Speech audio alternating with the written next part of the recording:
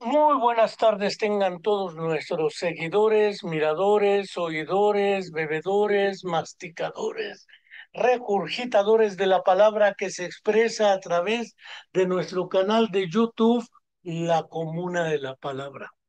Nuevamente, como cada semana hacemos, tenemos hoy un programa dedicado, es en realidad un monólogo que queremos de cierta manera compartir con ustedes. Se presentó en el Auditorio General Emiliano Zapata Salazar, subrayo general. El primer acto de constricción que quiero hacer, esa ocasión algunos compañeros me apoyaron a salir a la 1 de la tarde del lugar, hora en que ya habían expuesto tanto el presentador, el biólogo arquitecto Rafael Monroy y doctor, y la presentación de los dos autores del libro. Ese mismo día compré el libro. Esto hace prácticamente semana y media. Hice una nota en la cual señalaba que me parecía que no quedaba muy precisa la noción de izquierda, derecha, conservadores, liberales, y que merecía una reflexión todavía más profunda por la legitimidad o validez de los términos para analizar nuestra realidad política y ver si efectivamente la disputa por la nación es una disputa entre dos fuerzas, las de la izquierda o la de la izquierda. Ahorita me olvido del singular y la de la derecha, también dejándolo en este concepto que el general Omar Torrijos, antes de ser muerto en un accidente aéreo, sospechoso, bautizó como la geometría política. Parece ser que la geometría euclidiana nos ha llevado a suponer que tanto la economía como la política pueden ser analizadas en estos ángulos. Se habla de clases altas, medias y bajas.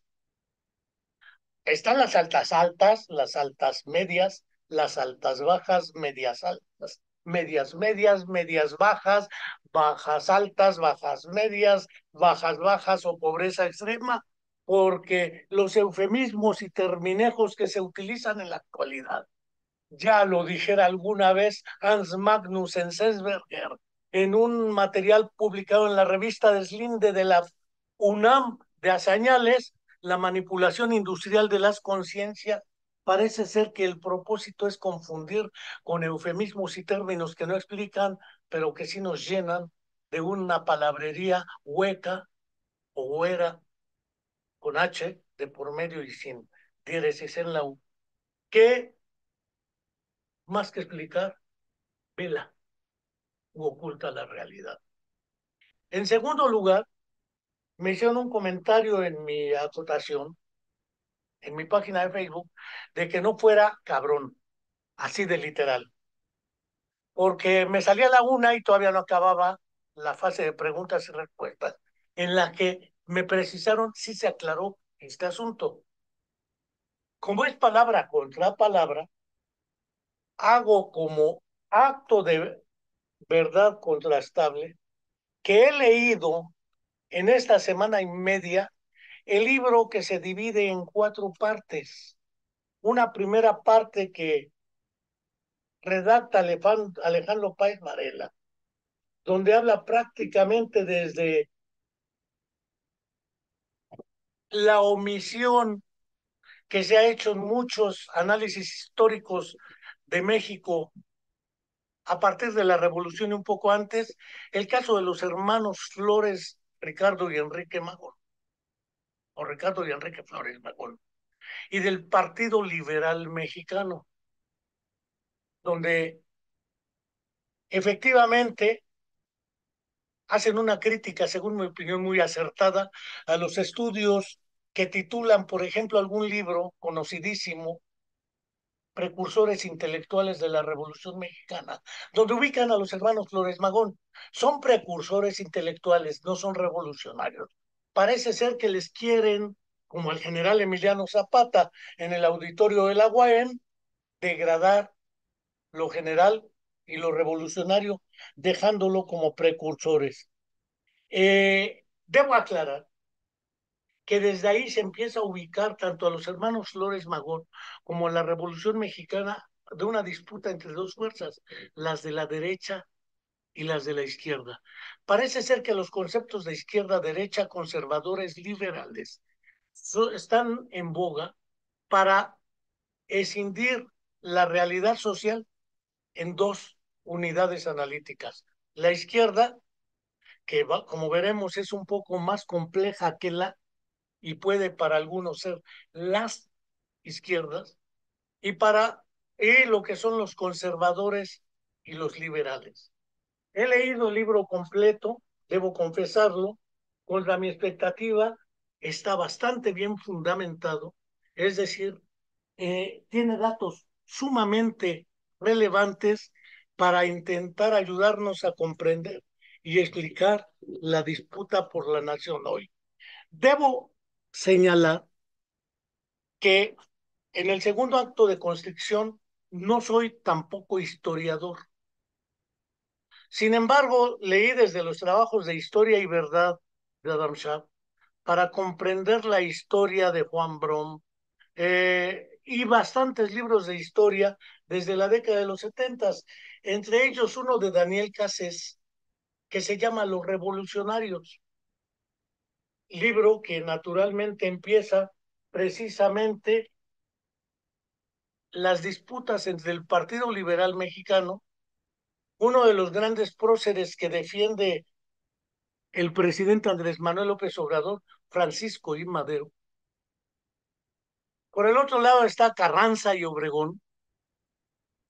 Por el otro lado está el Ejército Libertador del Sur con el general Emiliano Zapata Salazar y la División del Norte con el general Francisco Villa. Antes los hermanos Aquiles y Carmen Cerdán, entre otros, intentaron otra revuelta y también les dan la imagen de precursores, si no intelectuales, sí militares de la Revolución Mexicana, que no es solamente el hecho que ocurre entre 1910 y 1917, cuando gana por Francisco y Madero las elecciones, aunque es después asesinado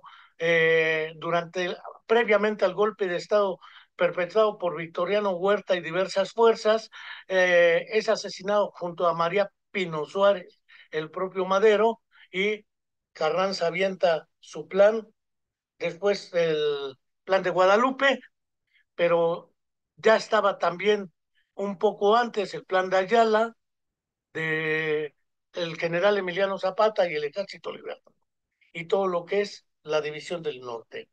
Señalo este de los revolucionarios de Daniel Cassés porque pese a todos los datos y fundamentos que aporta el libro de izquierda, considero que se han omitido otros hechos sumamente relevantes y que dejan fuera del análisis otras fuerzas que para algunos son de izquierda y para otros los conceptos no son suficientes para explicarlo. Posteriormente leí este El Espartaquismo en México de Paulina Fernández Crislip, ediciones El Caballito. Quiero de aquí compartir con ustedes una imagen que tampoco viene analizada en el libro que refiero, de todo un árbol de ascendencia entre lo que es la Asociación Revolucionaria Espartaco, lo que es el Comité Distrito Federal, después el Frente Obrero Comunista de México, el Frente Único de la Revolución Marxista-Leninista, la Liga Comunista Espartaco, la Liga Comunista por la construcción del Partido Revolucionario del Proletariado, la Liga Leninista Espartaco, las células Karl Marx, Federico Engels y Joliot Curie del Partido Comunista Mexicano, el movimiento de independencia sindical, el movimiento jaramillista, al cual se dedican una buena parte el libro en cuestión, pero además lo que es el Partido Agrario Obrero Morelense, lo que es el Partido Comunista Bolchevique o antes Partido Comunista Mexicano, fracción bolchevique, el Partido Comunista Mexicano, el Partido Mexicano del Proletariado, el Partido Revolucionario del Proletariado, la UROC y otros más. ¿Por qué señalo esto? Porque aunque el error lo comete uno de los autores del libro que manda hasta 1979, el ensayo de un proletariado sin cabeza de José Revueltas. En realidad ese trabajo fue publicado en 1962 por la Liga Leninista Espartaco. Entonces, es un dato que me parece que, si no grave, sí de citación importante, porque cualquiera que se diga de izquierda o estar en ella, pues debiera tener claro. El otro todavía me parece es un grave error también de citación de fecha, porque el asesinato, ejecución en combate de Ernesto Che Guevara en La Higuera, en Bolivia, lo ponen en agosto del 67 y fue en octubre del 67. Por eso el 8 de octubre es el Día Internacional del Guerrillero Heroico. Regreso al espartaquismo en México y la Liga Leninista Espartaco, porque en su declaración de principios o bases ideológicas, en su caracterización de la Revolución Mexicana, sin más, dice que los objetivos históricos de la Revolución Mexicana democrático-burguesa quedaron hace mucho cumplidos en lo fundamental y determinante. Tengamos claro que parte de esto fue redactado por el propio José Revueltas, y esto implica que, a diferencia de Adolfo Gili, que habla de una revolución interrumpida, otros hablan de una revolución traicionada. Como quiera que sea, parece ser que la revolución tenía una confrontación de diversos intereses y fuerzas que no pueden reducirse a la izquierda y la derecha, mucho menos en esa época histórica.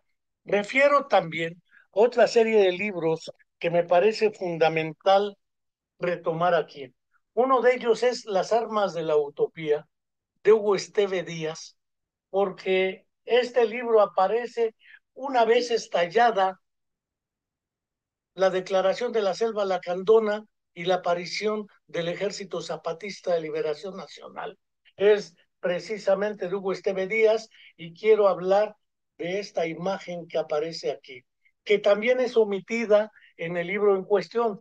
Me refiero a la UROC, el Frente Obrero Campesino Mexicano y el Partido Mexicano de los Trabajadores. ¿Por qué? Porque de ahí después vienen decisiones como la Liga Comunista Espartaco, el Partido Popular, el Movimiento de Acción Popular o MAP, Línea de Masas, Línea Popular y el Consejo de Lucha Magisterial, el Movimiento Comunista Revolucionario, alias MCR, las Fuerzas Populares Independientes, no solo las FPL, sino lo que es la UCP y la Organización de Izquierda Revolucionaria, Línea de Masas, que no aparecen nunca en el análisis que plantean los autores del libro. Entonces, parece ser que, pese a la fundamentación del libro, tiene una serie de omisiones que me parecen relevantes, sobre todo porque Hugo Esteve Díaz, al igual que ellos, refieren movimientos de la izquierda social. Por lo menos Hugo Esteve diferencia tres tipos de izquierda: la izquierda intelectual, la izquierda revolucionaria y la izquierda social. Lo dejo por lo pronto ahí, después del espartaquismo. Hay un libro de Carlos Montemayor que tampoco citan, perdón, La guerrilla recurrente.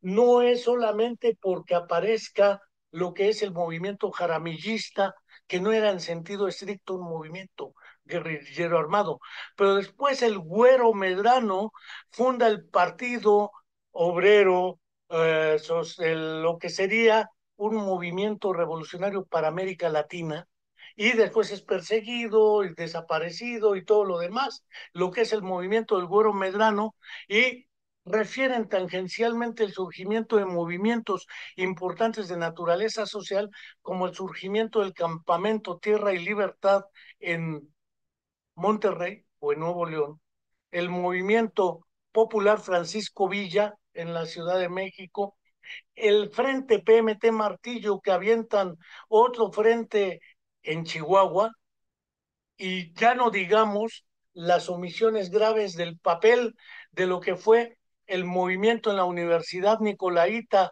de Michoacán, o de San Nicolás de Hidalgo en Michoacán, la famosa Nicolaita, donde también llegó, por ejemplo, Aníbal Ponce, exiliado a Argentina, después de sufrir, aquí murió en un accidente de automóvil. El papel de la Universidad Benemérita Autónoma de Puebla, BUAP, y su participación con fuerzas dentro del Partido Comunista Mexicano.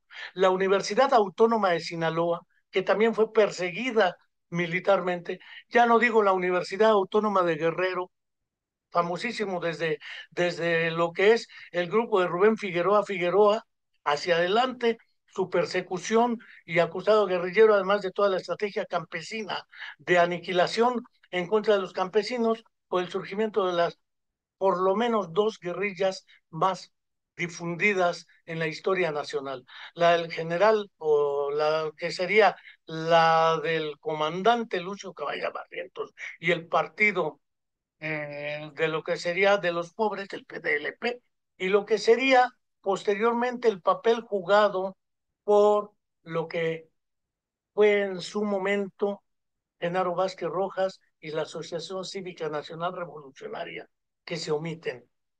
No quiero dejar de señalar, además de ello, porque para ellos el parteaguas está siguiendo la lógica de Adolfo Gili, en lo que sería la Revolución Mexicana, Lázaro Cárdenas, Francisco J. Mújica, que queda en medio, y excluido, que Cárdenas nombra como candidato a Manuel Ávila Camacho, que es en realidad el que le pone Partido Revolucionario Institucional para cambiarle el nombre que el general Lázaro Cárdenas había sugerido para el partido fundado por otro militar, Plutarco Elías Calles, como Partido Nacional Revolucionario.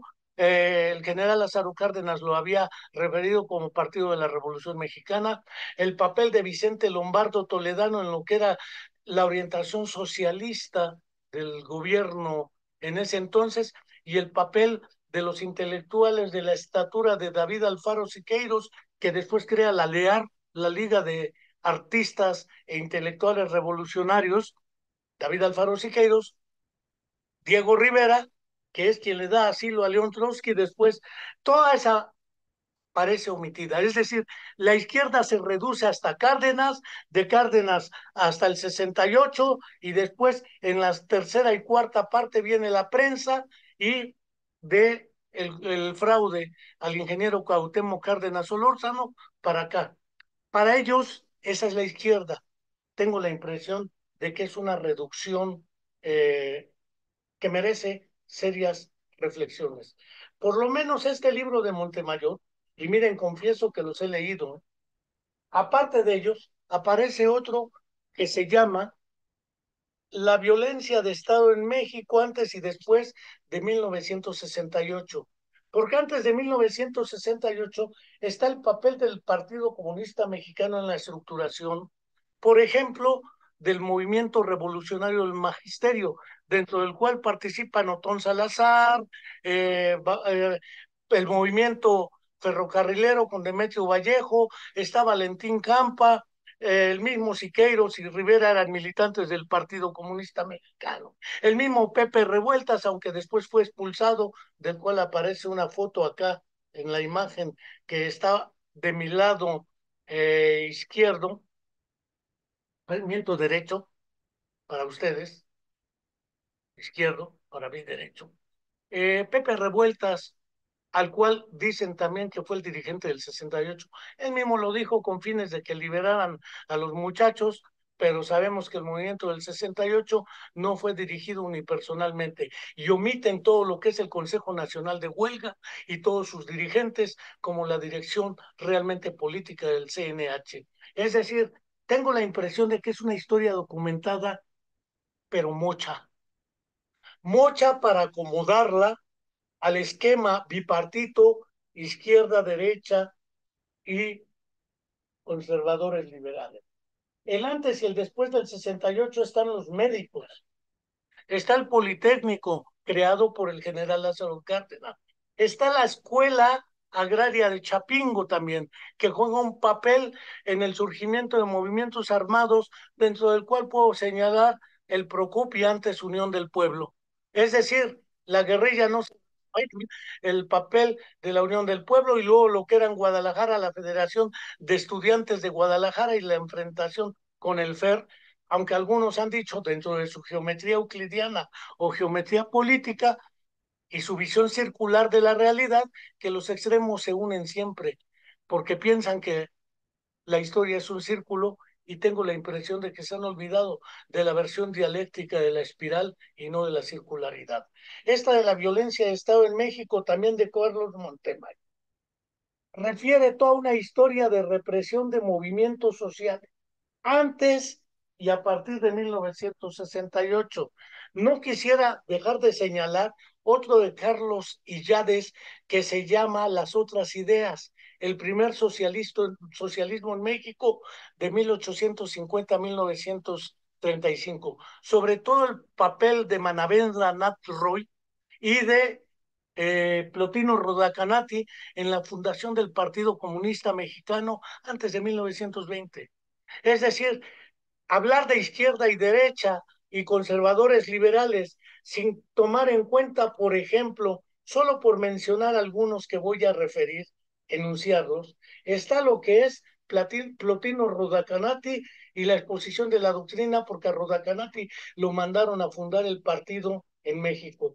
Otro es el Partido Sociocrático, que tampoco aparece en las reflexiones. No sé si por omisión, porque no lo sabían, o dos, porque consideraron que era irrelevante para el análisis que hacen. El ocaso del primer socialismo, sobre todo porque en Yucatán ganan con el Partido Socialista del Sureste, Felipe Carrillo Puerto.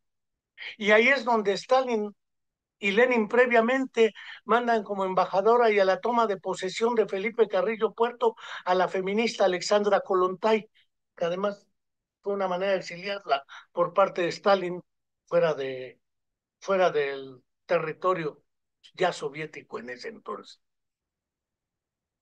Hablar del socialismo estalinista y de lo que era el bloque socialista también es otra dificultad, porque por lo menos después del Congreso 20 del PECUS, aparece una división clara entre Nikita Khrushchev y lo que es stalinismo, y por el otro lado entre Rusia y China, y después aparece en Veroxa, en Albania, Kim Il-sung ya sabemos, en Norcorea, después los hijos de Kim Il-sung siguen ahí, y luego los nietos.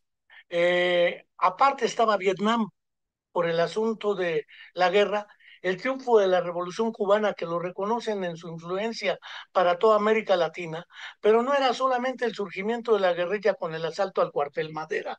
Ahí quiero referir lo que es, por señalar algunos ejemplos, también de Carlos Montemayor, de Carlos Illades, perdón, conflictos, dominación y violencia. Parece ser que eso viene de muy atrás. Puedo mencionar de Carlos Montemayor los informes secretos.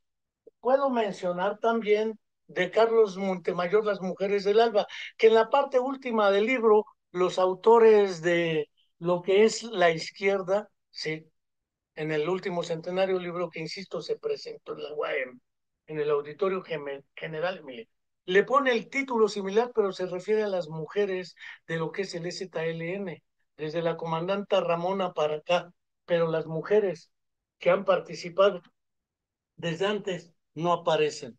Obviamente las armas del alba dedicada al asunto de lo que sería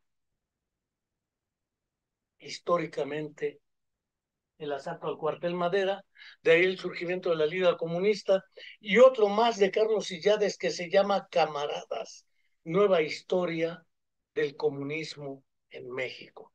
Por lo menos en este libro, Carlos Illades no utiliza las categorías izquierda y derecha.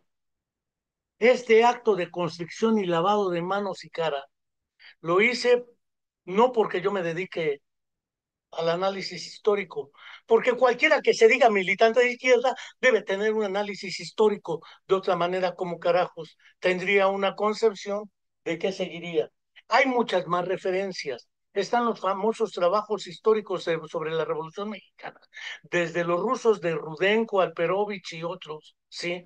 Hasta los trabajos para el caso de América Latina de los 7 ensayos de la realidad peruana de José Carlos Mariátegui, otro marxista que trata de valorar la situación en regiones donde el modelo esclavismo, feudalismo, capitalismo, socialismo no aplicaba por las comunidades originarias. Y quiero señalar de ahí a Carlos Guzmán Bockler, donde enmudecen las conciencias, o Aurora y Porvenir en Guatemala, un país terriblemente indígena, lo mismo que Perú, que Bolivia y un sector de Brasil. Entonces, si vamos viendo, considero que sería prudente revisar esta cuestión.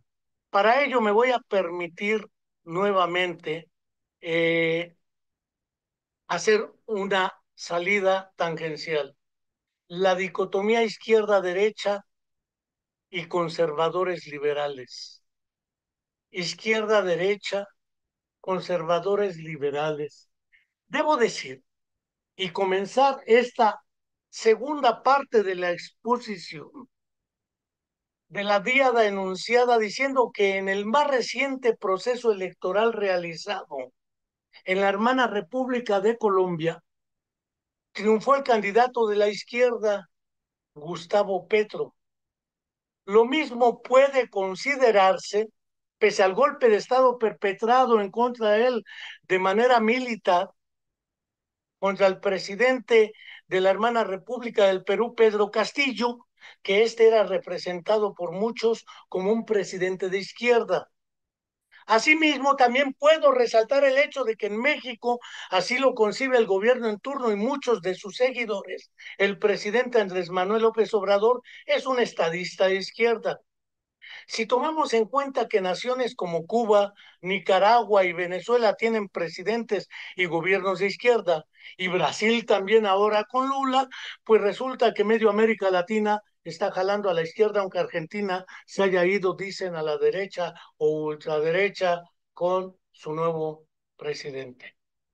Pese a ello, por razones de claridad y pertinencia, me doy la oportunidad de preguntar, por ejemplo, ante el problema palestino, ¿cuál ha sido la postura de Gustavo Petro, la de Lula, la de Evo Morales, que todavía sigue activo políticamente, la del presidente de Cuba, Díaz-Canel, la de Nicaragua con Daniel Ortega, la de Venezuela? Y la pregunta sería, si tales gobiernos son de izquierda, ¿qué los hace ser de izquierda? O dicho de otra manera, si hay sendas diferencias significativas entre ellos, vamos, Andrés Manuel le dicen que quiere venezolanizar a México. Antes se decía que la quería cubanizar. Y resulta que el propio gobierno de AMLO dice, ni madres, nosotros no queremos ser como Venezuela. Entonces, ¿qué nos hace diferentes del socialismo? Porque el Partido Socialista Unificado de Venezuela es eso, ¿sí? ¿Qué los hace ser de izquierda? Como podemos suponer, se asumió el corolario implícito en esta ecuación de que él o los candidatos de la derecha fueron derrotados en esos países y con ello se vislumbra un horizonte en el cual hay una disputa clara y creciente entre los grupos o sectores sociales de la derecha y de la izquierda. Un segundo asunto que me parece relevante señalar es el del singular y el plural en la ecuación. Izquierda o izquierdas. Para algunos son varias. En la tercera y cuarta parte del libro que comento, izquierda, se habla tanto del papel de la prensa como de esta dicotomía. Y en la prensa señalan varios sendos, pero se omite la revista. ¿Por qué? ¿Por qué? No lo sé. Que sabemos Su director, Mario Menéndez Rodríguez, fue encerrado en la cárcel y en un secuestro realizado por Genaro Vázquez se pidió su libertad. También dicen que se escapó de la cárcel de Iguala. No, la fuga fue de la cárcel de San Luis Acatlán Guerrero. Son errores del libro que se descuidan en cualquier edición y que no invalida el libro. El libro, según mi opinión y contra lo que pueda yo decir, merece ser leído, reflexionado y discutido porque sí está bastante bien fundamentado, pero reitero, incompleto y sesgado. Ahora bien, si la disputa está entre izquierda y derecha, o izquierdas y derecha, resalto de que por su parte quienes adhieren al otro extremo de la geometría política, a la derecha, presuponen que más bien América Latina se orienta hacia el extremo de las autocracias, las dictaduras o en el mejor de los casos los populismos, que condenan irremediablemente a las naciones gobernandas por los autócratas al fracaso económico y social, en síntesis, a las ilusiones y al autoengaño. Ello me conduce a considerar con harta legitimidad que la querella por ganar el discurso ideológico y político trata de imponer su dicotomía, la que conviene a sus intereses ideológicos y políticos, o bien es la dicotomía entre la izquierda y la derecha, según los autores, por ejemplo, o por el otro lado es el forcejeo entre la democracia y la autocracia. Veamos con más cuidado. Como lo publicó el medio informativo La Silla Rota, con base en una nota de la agencia EFE de España, para Iván Duque, presidente saliente de Colombia, el problema que tiene hoy América Latina no es un debate entre izquierda y derecha, sino un debate entre autócratas y demócratas. Las redes sociales, como puede constatarse, entre ellos X, antes Twitter o Twitter ahora X, y Facebook, fueron la caja de resonancia de estas dicotomías y de las consecuentes ideas, actitudes y anatemas en uno u otro sentido.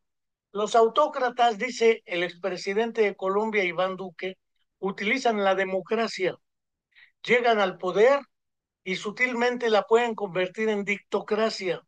Y cuando logran poner a su servicio a las instituciones, dan ese paso hacia la dictadura. Ese fue el proceso chavista y madurista en Venezuela. Como podemos apreciar, justipreciados oidores, el mensaje de uno y otro lado, además de buscar imponer sus discursos ideológicos y políticos, oculta, sea voluntaria o involuntariamente, los intereses económicos de clase que subyacen en las profundidades de unos y otros, representantes, promotores y usuarios de dicha geometría política. Como podemos apreciar, no únicamente ello, también mantienen en el fondo de las perlas discursivas el conjunto de las diferencias históricas, políticas, económicas, ideológicas y culturales entre todas y cada una de estas naciones, así como entre todos y cada uno de los gobiernos que ostentan. Es decir, tras los términos izquierda, derecha, democracia, autocracia, dictadura o populismo, se ocultan las formas históricamente distintas de acceder al poder político. Las ideas, concepciones y prácticas de ejercicio del poder, tanto hacia afuera de sus naciones, por ejemplo, con respecto a la política internacional y las relaciones con los Estados Unidos y sus intereses, como al interior de las mismas naciones, la categoría que adoptan para denominar su forma de gobierno y proyecto de nación, etcétera. Todo se reduce a izquierdas, derechas, conservadores y neoliberales.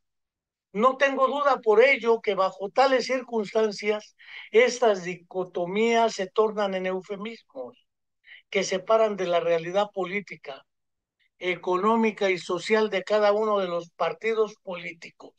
líderes, caudillos y naciones en cuestión, los discursos que como tal ocultan, más que dejar ver el carácter y naturaleza de cada uno de ellos.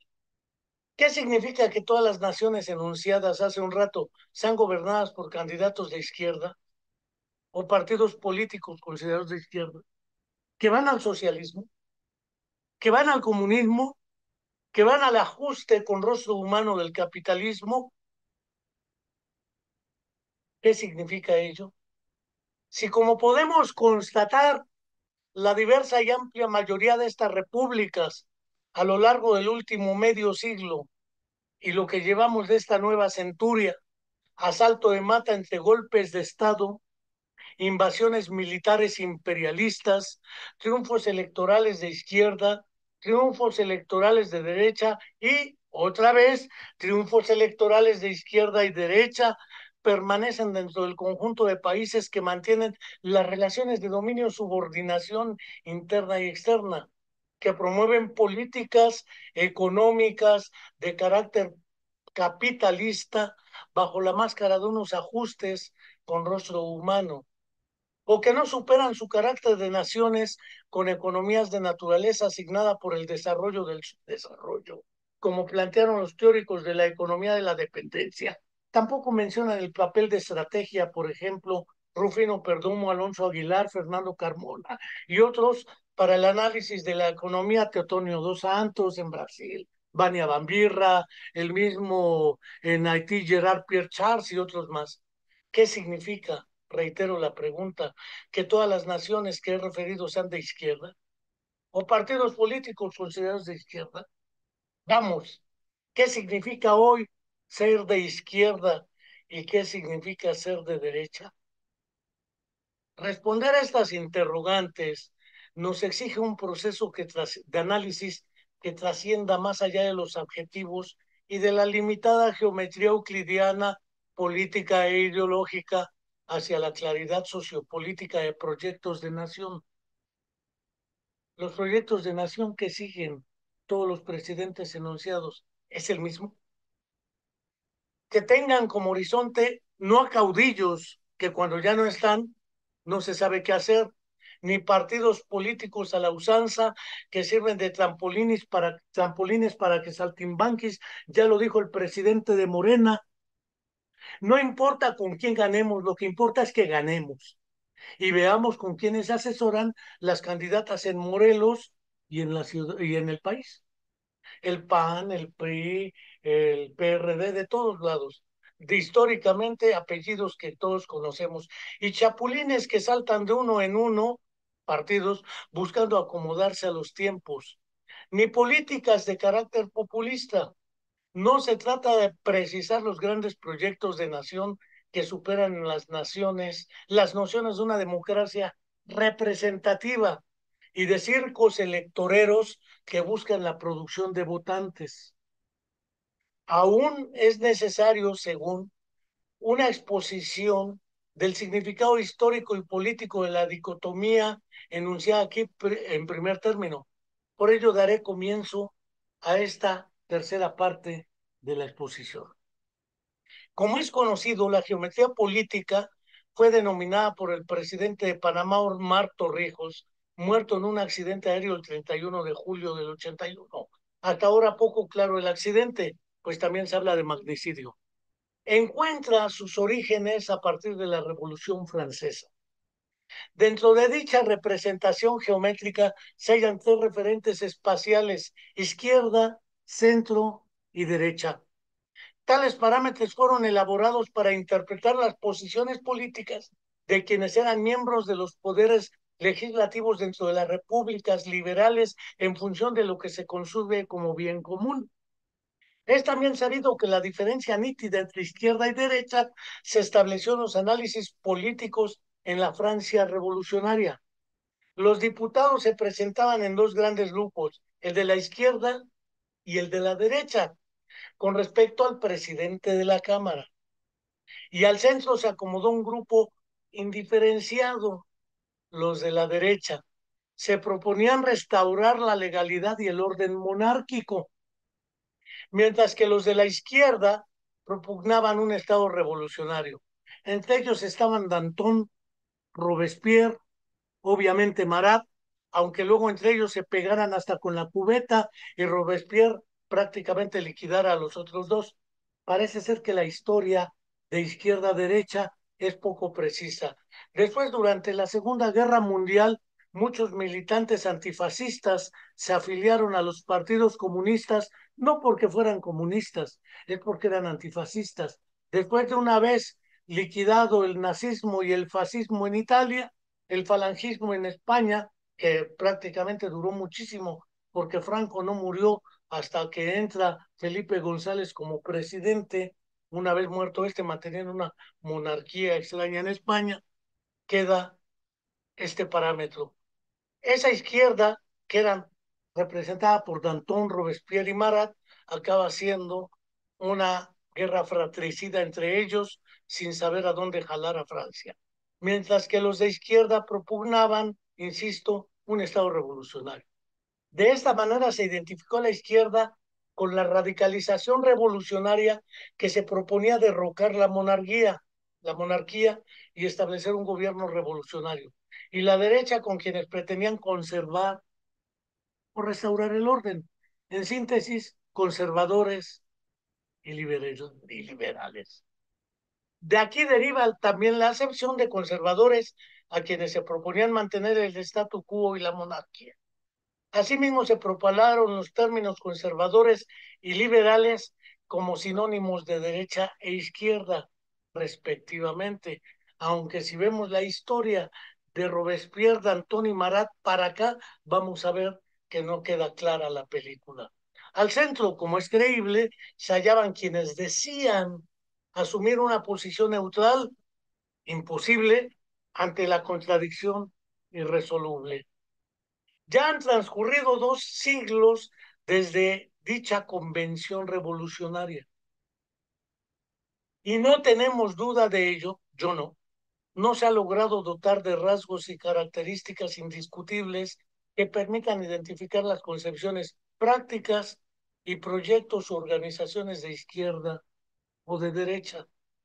Si recordáramos los grandes sucesos políticos, económicos y militares a lo largo del siglo XX y lo que llevamos del XXI, las 2 guerras mundiales, la Guerra Fría entre los bloques soviético y el imperialismo estadounidense, la fracción entre los prochinos, los prosoviéticos, los alternativos, como planteó Josip Broz Tito, presidente de Yugoslavia en ese tiempo, antes de que la OTAN la fraccionara en otras repúblicas, planteaban la idea del movimiento de los países no alineados. Cuando a Echeverría le preguntaron si era de izquierda o de derecha, él respondió, porque nosotros no somos ni de izquierda ni de derecha, todo lo contrario. Que quién sabe. Cuando en una entrevista le preguntaron al comandante Genaro Vázquez si eran de izquierda o de derecha, sobre todo si eran prosoviéticos o prochinos, dijo, somos proletarios.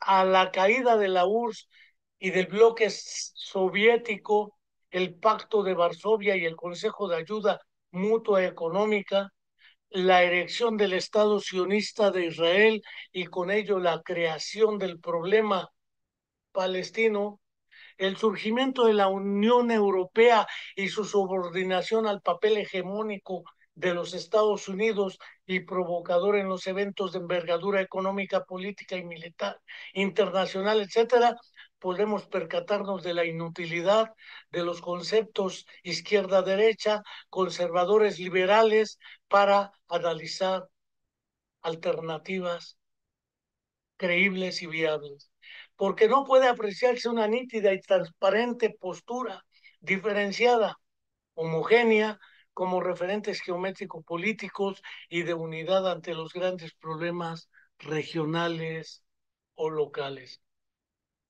Si tratásemos de comparar los discursos, posturas ideológicas y políticas, proyectos de nación, qué sé yo, de los diferentes partidos políticos gobernantes gobiernos, organizaciones, alianzas políticas, ante las circunstancias trascendentes de la historia antes referidas y los grandes problemas de hoy, con harta claridad y desilusión comprenderemos que las dicotomías izquierda-derecha y conservadores neoliberales carecen de sentido teórico y político pragmático y debiéramos buscar otras categorías políticas, ideológicas o sociológicas que en efecto refieran lo que significa realmente una u otra postura.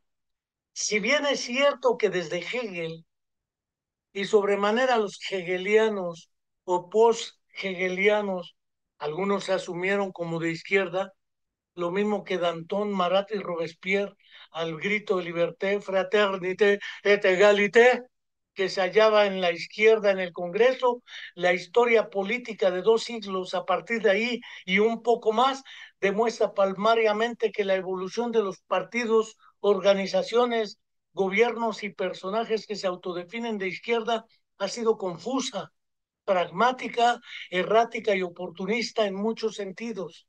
La de la derecha, curiosamente, tiene claro que busca liquidar. La socialdemocracia y los de centro, que en aras de validar su carácter carente de perspectiva, se adscriben como de centro izquierda o de centro derecha para desmascararse, según ellos, de cualquier radicalismo. De este modo emergen los conceptos de ultraderecha o ultraizquierda como extremos geométricos de una polaridad ideológico-política discursiva también carente de sustento. Más todavía aparecen expresiones estúpidas tales como los extremos se unen al final. En síntesis y a modo de conclusión primera de estas reflexiones, las díadas o dicotomías políticas, izquierda-derecha, conservadores liberales, de naturaleza histórica, tienen únicamente un valor nominalista, pero no nos sirven para realizar análisis políticos e ideológicos serios y fundamentados con la perspectiva de plantearnos una dirección, un rumbo o un horizonte hacia dónde caminar. A mí me han preguntado muchos, ¿qué? ¿Estás a favor de que regrese el PRI? Pues veamos muchos de los candidatos que ponen para las cámaras hoy de dónde vienen. Leamos los apellidos de la mayoría de quienes están.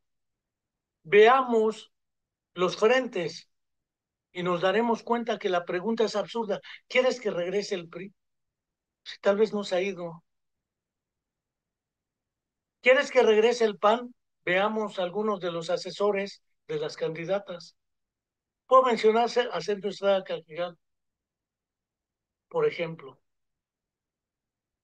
y ya no digamos de los grandes personajes nacionales del PAN en la candidatura de la doctora Claudia Sheinbaum. Creo que el pragmatismo nos ha comido y se discute si sí o si no unos, si izquierda o derecha, pero no qué proyecto de nación queremos a futuro. Y sobre todo un problema que está comiéndonos, que es el de la seguridad y la violencia estructural, que azota a toda América Latina, ¿eh? No es porque el presidente Andrés Manuel diga, es que todos estamos igual como una coartada. La realidad es que está complejo. Y entonces la campaña salvadoreña de derecha de hagamos cárceles para todos y encerremos a todos, parece ser que a algunos les seduce, a la derecha, obviamente. Pero esa derecha y esa izquierda que no plantean claramente un proyecto de nación, sino plantean intereses específicos ante problemas específicos para darle continuidad al país como lo tenemos. Tengo la impresión de que en este sentido, el libro Izquierda, por lo menos el último siglo, del 23 al 23, merece ser analizado con muchos más elementos de juicio que trasciendan la dicotomía histórica, política y económica, porque de otro modo seguiremos hilando ideológicamente y políticamente dentro de los parámetros de una geometría que poco nos permite comprender y explicar el porqué de nuestras naciones hoy y hacia dónde podría plantearse una alternativa. No quiero dejar de agradecer a Bernardino García, a Edson Pino, a Elizabeth Mulato, desde luego, al doctor Carlos Barreto y otros más que nos han visto esta ocasión. Podemos diferir entre nosotros, cosa que me parece muy natural. Sin embargo, creo que sí podemos discutir cómo construir un proyecto de nación, porque en el 88, cuando se plantea el Frente Democrático Nacional, con el ingeniero Cuauhtémoc Cárdenas Solórzano, se buscaba una unidad en una alternativa electoral, pero no es lo único que hay. Este país es muy grande, decía el subcomandante insurgente Marco. En su momento, después Galeano y ahora que ya no existe el subcomandante Galeano tampoco. ¿Cómo construir un país que sea tan incluyente donde quepan muchos mundos y una diversidad tan vasta? No solo lingüística, cultural, histórica, sino una diversidad donde la posibilidad de una nación generosa y que no utilice como estrategia el primero mátalos y después viriguas, que la están proponiendo algunos. Porque téngase claro que abrazos no balazos no es una política ni militar, ni policíaca, ni de seguridad. Es una consigna de un presidente en turno.